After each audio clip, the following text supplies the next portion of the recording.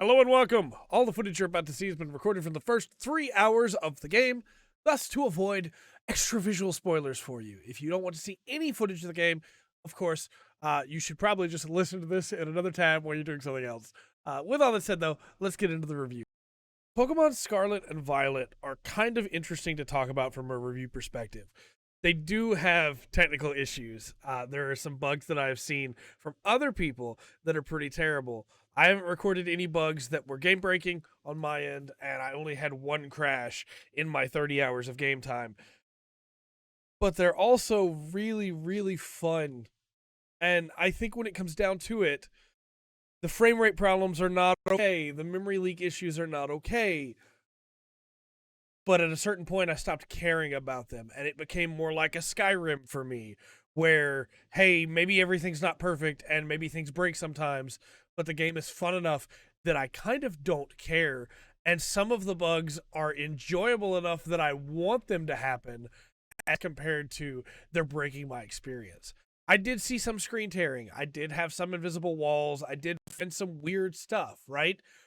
But for the most part, my experience was really solid. The biggest frustration for me playing through this game was the frame drops, and at times going down to 12 frames a second or lower were really, really frustrating. But I didn't have that often, and as long as I restarted the game every 5 or 6 hours, I didn't have that much at all. It would happen, and it was always annoying when it did, and always pulled me out of my experience, but I didn't have it happen all that much. And this game's so weird because Pokemon Violet could be the best Pokemon game. If it had just a little bit more time to cook, it could be the single best Pokemon game. I adore this game. I had such a blast with it. I'm already looking forward to playing through it again, to be honest. And I kind of want to pick up Scarlet so I can see the other angle of it that I don't want to get into right now for spoiler's sake, but we will get into later. On the whole, you need to know going into these games that they are not fully optimized, and they are not optimized well. I do think the worst stuff is in the early game. I do think that that is where the worst of the screen tearing seems to happen, which is really strange to me because normally when you get like load intensive bugs like that, they're going to be on the back end. But there's a good like middle chunk where I didn't see anything at all, where there were no technical issues at all, and I was having a great time. And then towards the end again, there were a couple times where the frame drops really hit. But for the most part, I had a great experience with Pokemon Violet, and I want to get into what I love so much about the game and all the fun things there. But first, before we get into spoilers, let's talk designs, because I think the real issue here is not the technical problems. It's the stuff that had to get rushed, right? There are some things that feel rushed. And there are some good design aspects of this, and there's some bad design aspects of this, in my opinion. The towns are not great. I think the towns are one of the most lackluster things in this game. They're far worse than most previous Pokemon game towns. And most of that is because you can't enter the buildings. You go into a menu at most restaurants, and that's all you get, right? You can go into the sandwich shop, and that's nice, but you can't go into the cafe, you can't go into the clothes store, you can't go into the hat store. All of those are just menus.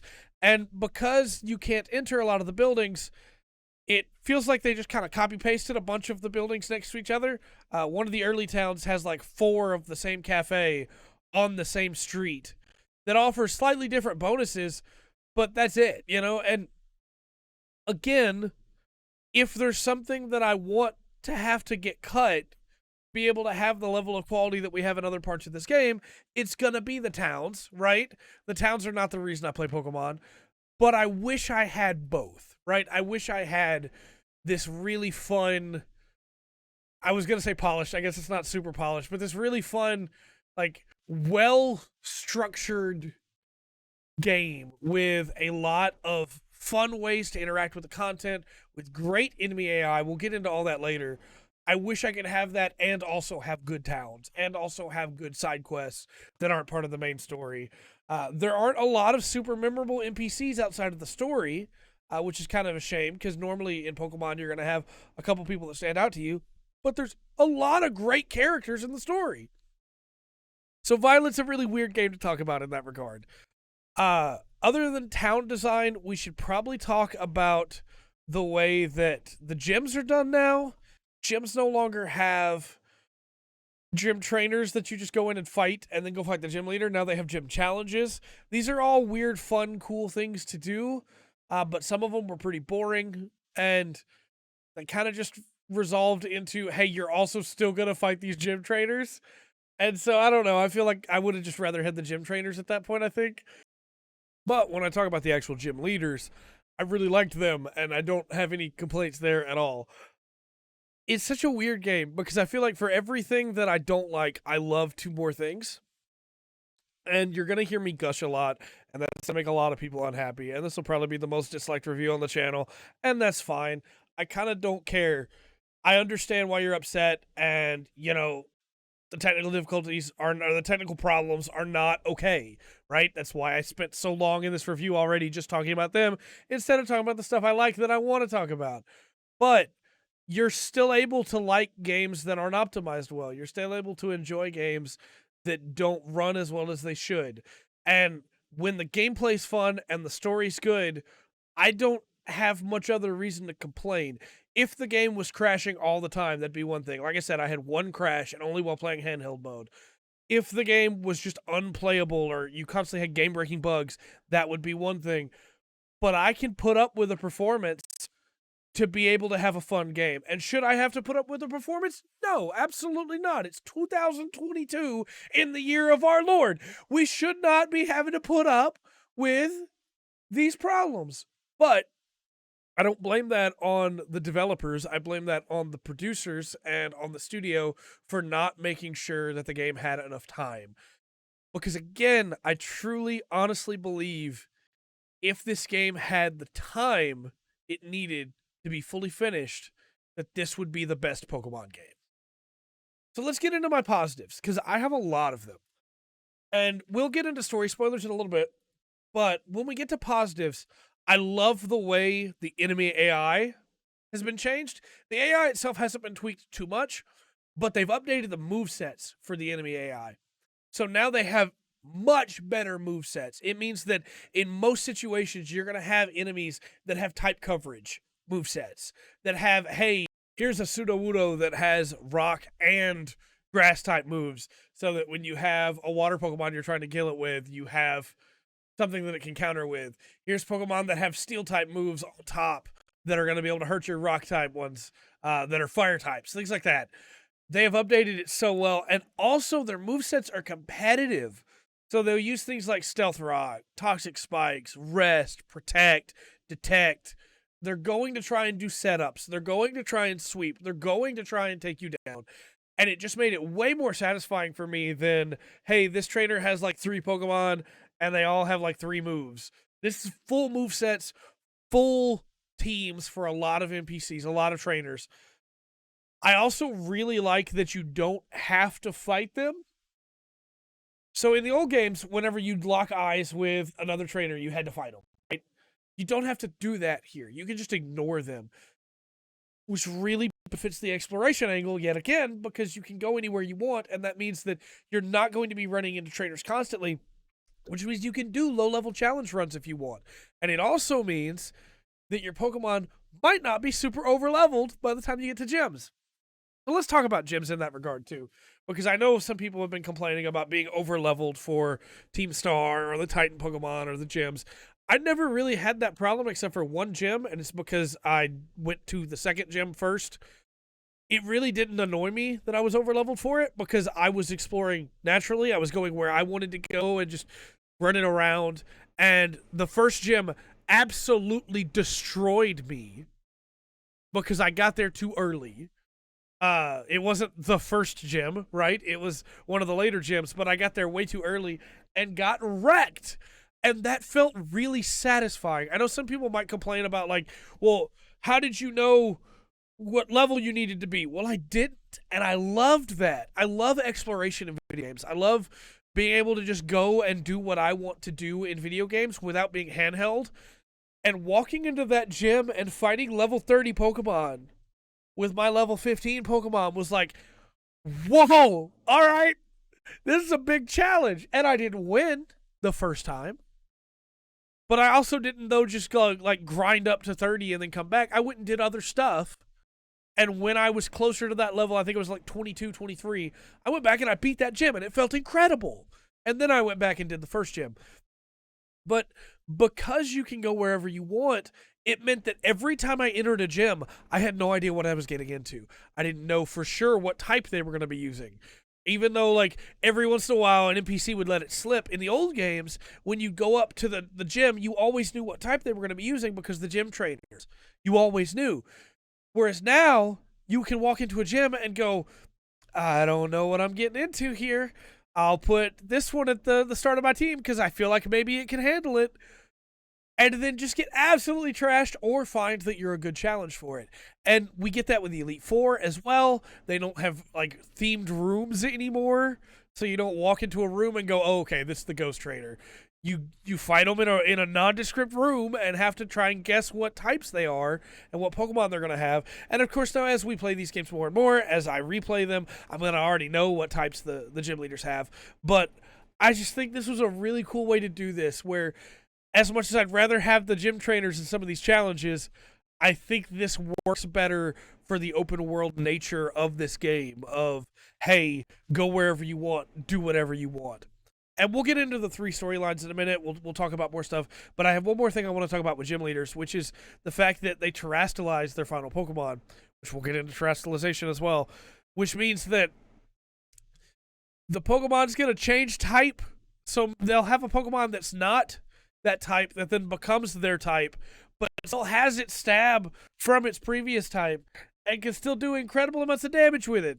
And I just think that's really cool. I really love the way that they did that. It makes it balance out really, really well. I do have one more complaint that I brought up earlier, which is the raid battles still aren't great. It's still really hard to find people unless you're playing with friends already. And I waited for like 10 minutes for one and then just canceled it. I still don't love that system and wish there could be a better option for that. When we're looking at these games, though, let's talk about the way the 3-part structure breaks down, because it does all come together in the end in a really cool way. You can do these at whatever pace you want. You can do the gems, you can do the Titans, you can do Team Star, whatever pace you want. I did a little bit of each, right? I focused on the Titans first because I wanted to continue that story, because we're going to get to it in a little bit. That story's really good. But you can kind of mix and match, switch them up, and that's the way it seems like you're intended to tackle it, to do stuff where you're at, and then go to the next area and do stuff where you're at.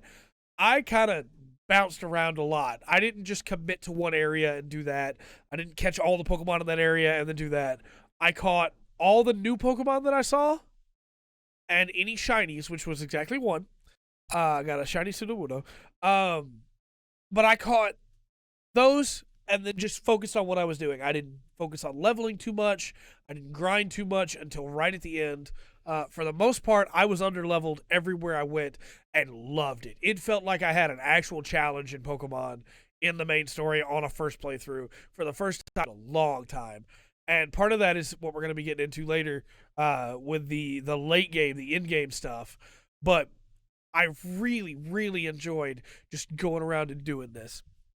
So I'm going to get into spoilers now, because the stuff that I'm going to be talking about next is story and Pokemon themselves, and I don't want to spoil that for people if they don't already know or care. So from this point out, all spoilers. Let's talk story. I really enjoyed the 3 different stories. The gym story is not as good as the others, I think, but it's still fun, right? This is the default, like, hey, go beat all the gyms, go become champion. But it's got this added twist of Nimona and her showing up at your gym matches and going, hey, let's have a pre-match warm-up, or hey, let's have a post-gym match warm-up, where you see her slowly using more and more of her actual Pokemon as compared to just the Pokemon that she picked along with you. And she does pick the starter with yours, which a lot of people don't like. I would prefer that she picked the one stronger than yours, matchup-wise, but I do think that it's pretty cool the way that she picks the one weaker than yours to, like, goad you into beating her so that you get the thrill for battle so that you keep fighting her. because she wants a rival. And over the course of the game, having her like step up, up, up, up until we finally got our big fight felt pretty good. That was pretty solid. Nimona is probably my least favorite of the three new characters, but I really like her as a rival, and I think she's a lot of fun. That story also introduces you to the gym leaders themselves, which I think are all fairly interesting. My favorite one's probably Larry. I like Larry a lot. Iono's okay. She's pretty good. I don't really dislike any of them. Bressius is pretty cool too. Truly Wudo. Yeah, I like these gym leaders. These gym leaders are good. I think there could have been a little bit more time spent with some of them to really make them shine, but I do like these gym leaders quite a bit. When we get to like the Elite Four, Rika is incredible. I absolutely love her. And then I think that Hassel is like really good, man. I really like Hassel. Even a baby dragon can breathe fire. Hassel's pretty great. I like Hassel a lot. La Primera is okay. I feel like there definitely needed to be a little bit more characterization for her, I think. But she's all right. Her big weakness is she can't hold back in any battle. It's like, all right, come on now. I'm still gonna take you down. But no, it was fine. It was absolutely serviceable. Of the three stories, I think it's definitely the weakest. Team Star's story, I think, comes in second. Penny's a really good character. I like Penny a lot. I really like that group.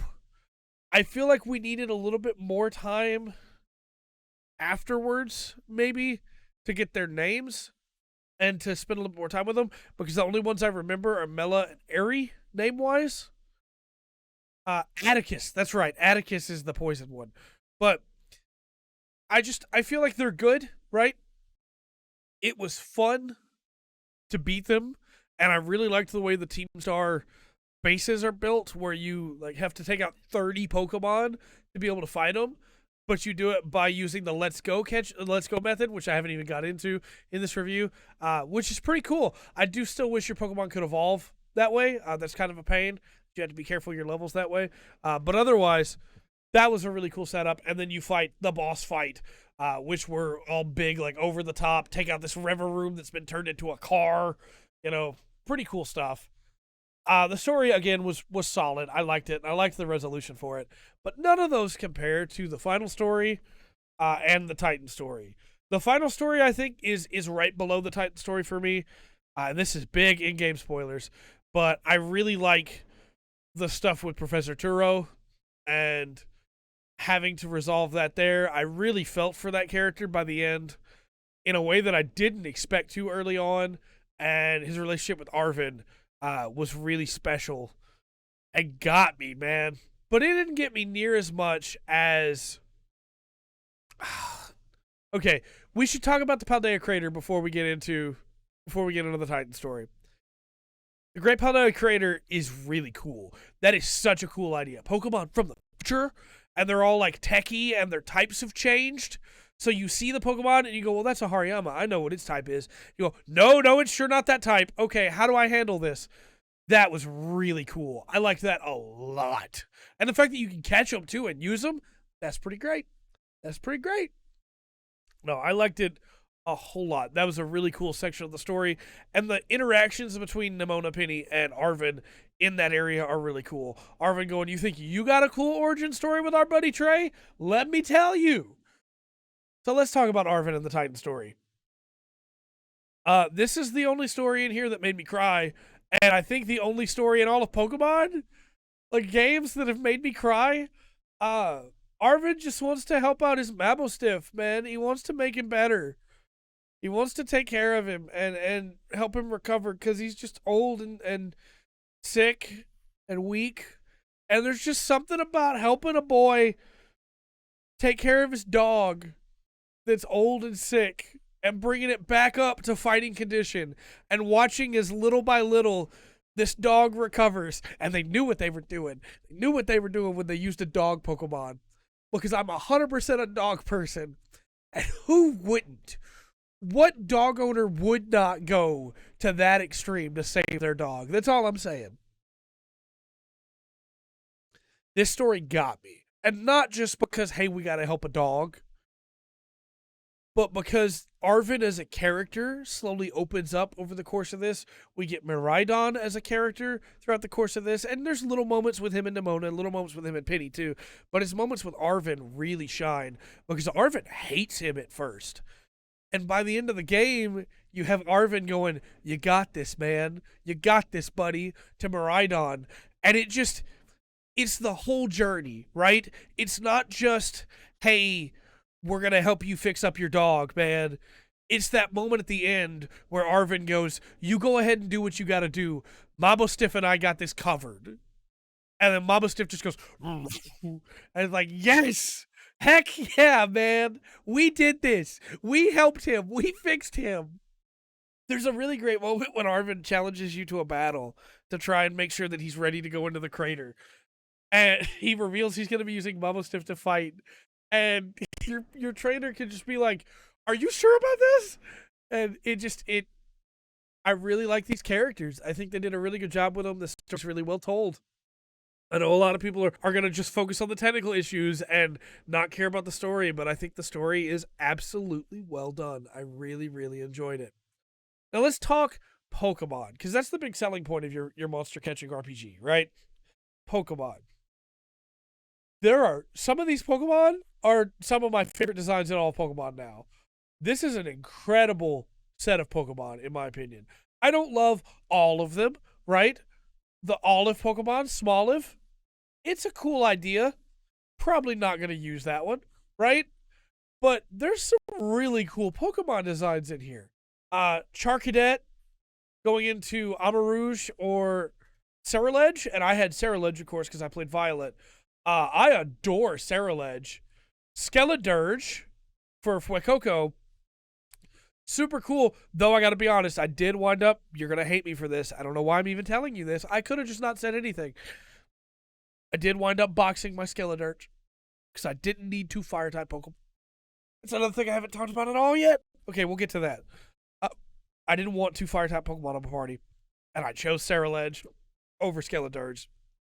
I'm sorry, I have the hiccups now, because I got excited. Clolf, top 10 Pokemon. Clolf is such a cool Pokemon. I love Clolf. Baxcalibur is just Ice Godzilla, and he's amazing. Cyclizar is super cool. Really like Cyclizar. Tinkaton, Fairy Steel with a giant hammer. It's the first time I've taken a fairy Pokemon all the way to endgame. I love Tinkaton. I'm not a huge fan of most fairy Pokemon. I love Tinkaton. And then my boy, Lokix. Lokix is so cool. Lokix is Kamen Rider. He got like Kamen Rider Black mixed with Kamen Rider Black RX. And he's all kick-based, punch-based. He is just a Kamen Rider Pokemon. And I adore him.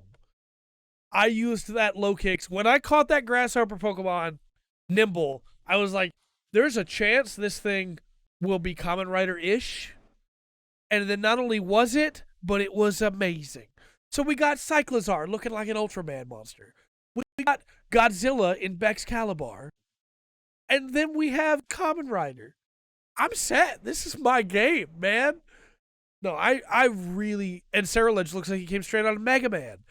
I really, really love the Pokemon in this game. They did such a good job with the Pokemon here. And I've seen some people go, well, like, that's just a Flamingo. Well, no, Flamingo is like, it's a special typing.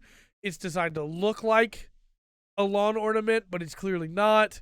This is very much like, when we had magnets with eyes that were designed to look like a thing, but aren't that.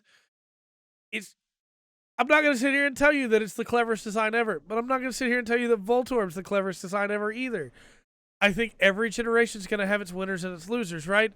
But every Pokemon is somebody's favorite. And I've seen some people mad about the Dunsparce, but I've seen other people that are losing their minds over the Dunsparce, And so, like, before you go, well, this generation didn't have any good Pokemon or any good music or anything like that, just remember that maybe not for you, But for people like me, this generation had an incredible amount of cool Pokemon.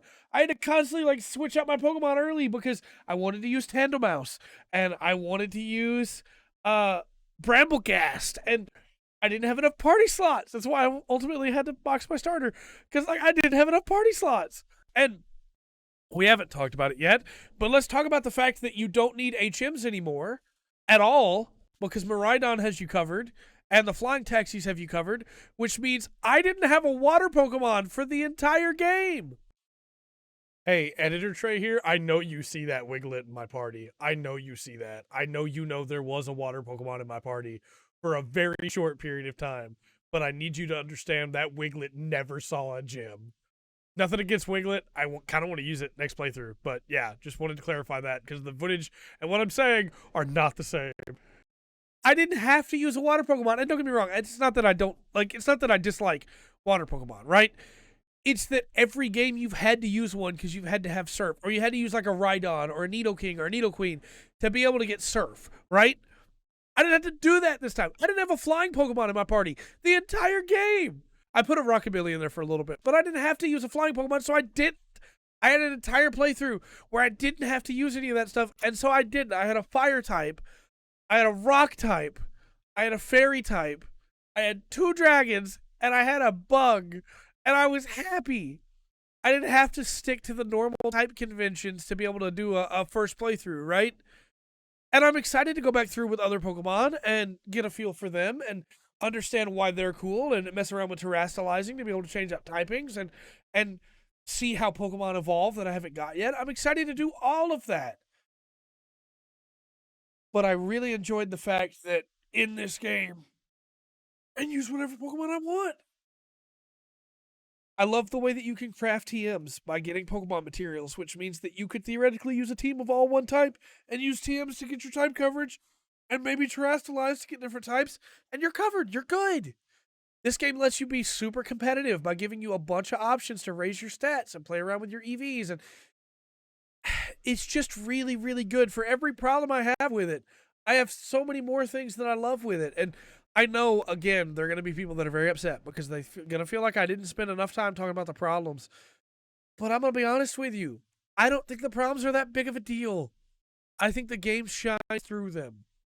And if you hate me for that, dislike it, leave a bad comment, whatever, that's fine. But I really enjoyed Pokemon Violet, and I can't wait to play it again. I have to wait because Game of the Year's coming and I have to beat all the other games. But I really can't wait to play it again. Let me know your thoughts on Pokemon Scarlet and Violet, what your favorite new Pokemon was, how wrong I am, all those things in the comment section down below. And until next time, I've been Trey. This has been The Full Spectrum. Remember to always enjoy the full spectrum that Pokemon has to offer.